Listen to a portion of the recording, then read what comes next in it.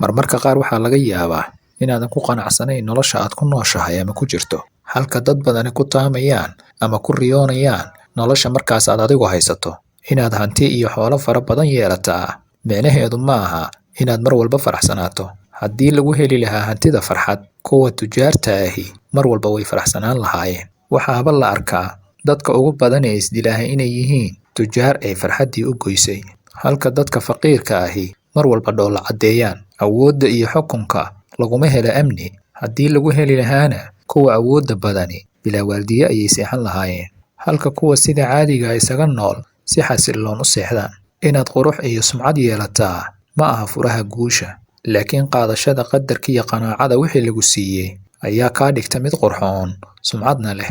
Noqon ruux ku qanca wixii Allah subxaanahu wa tacaala u qadaray. Waa mawduuceena maanta. Fadlan intaanan mawduuca gudaha u gelin, waxaa naga xasuusin ah haddii ay tahay markii ugu horreysay ee aad soo booqato channelkeenna, fadlan subscribe dheh, gambaleelkana furo, siina sheergaree si uu u gaaro saaxiibo badan ugana faa'iidaystaan. Sidoo kale inaad qaybta commentiska noogu reebto wixii talo iyo tusaale ah waxay noo tahay dhiirigelin.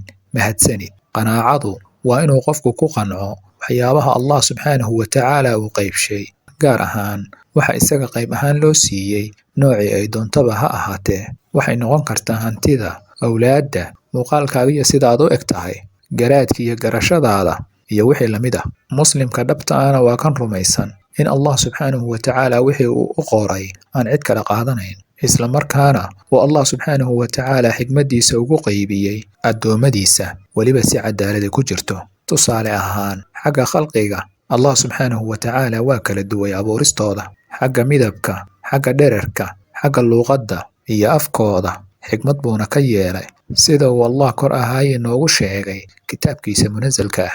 Sidoo kale markii Quraysh qoonsatay nabigeenna salawaatullaahi wasalaamuhu calayh in lagu soo dejiyey qur'aanka isagoo ah agoon dhexdooda ku nool, ayaa waxay yidhaahdeen, maxaa haddii nebinimadani run tahay loo siin waayey ragga waaweyn oo magaca leh ee Maka iyo Daa'if dhexdooda jooga? yacni kuwaas baa xaq u lahaaye. Allah casa wajalla waxa uu sheegay inuu isagu qaybiyo fadligiisa ee aanu dadku qaybin, garan karinna, aqoonna u lahayn, xigmaddeedana lahayn. Sidaa darteed addoonka mu'minka ahi waa kan raalli ku noqda wuxuu Eebba ugu deeqay xagga quruxda, cilmiga, maalka, ubadka iyo wixii la mid ah. Tusaale, ubadka Alle ayaa dadka qayb ugu deeqa hablo keliya ama wiilal, qaybna isugu dara, qaybna uusan siinba wax ubad ah. Alle ayaana iska leh awoodda uu ku qaybinayo fadligiisa. Ereyga qanaacada marka aan ka fiirino luuqadda carabiga waa ku raalli ahaanshaha wixii Allah subxaanahu wa tacaala ku siiyey, oo aadan indhaha la raacin waxa Alle subxaanahu wa tacaala dadka la siiyey. Fadliga ay leedahay qanaacadu waa mid ay diinteennu siisay ahmiyad weyn. Allah subxaanahu wa tacaalaana sheegay in qofkii muslim ah ee la yimaada iimaan xooggan iyo camal saalix ah in la siin doono xayaato wanaagsan, taas oo lagu macneeyo in la siinayo qofka muslimka ah nolol uu ku qanco. Sida Allah subxaanahu wa tacaala inoo sheegayna in addoonka qanacsan uu yahay mid dhowrsoon. Haddaba iska ilaali waxa loo yaqaano damaca iyo hanqaltaagga nafta, taas oo ku dhalisa qofka xasad iyo xumaan, isla markaana qofka dhaxal siisa marmarka qaar ku dhiirashada wax aan wanaagsanayn, ama inta qofka wuxuu haysta laga soo qaado oo isagu isla jeclaado. Tusaale ahaan, aynu soo qaadanno qiso tubta adabku qaybtood qoraan oo ahayd 3 nin ayaa hadda ka hor isa soo raacday. Ayagoo waddadii socda ayay waxay heleen kanzi ama sanduuq macaadin fara badan ka buuxdo. Kadibna waxay dhaheen aan u qaybsanno si isku mid ah.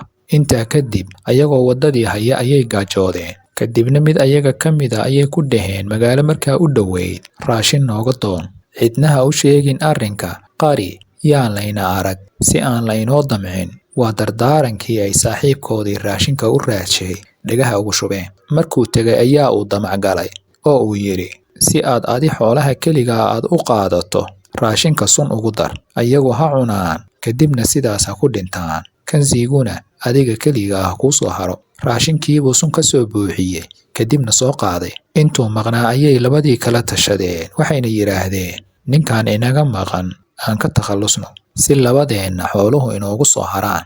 sidii bayna ku heshiiyeen. Ninkii markuu yimidna way dileen, kadibna way is eegeen, maxaa inoo dhiman inaan raashinka cunno.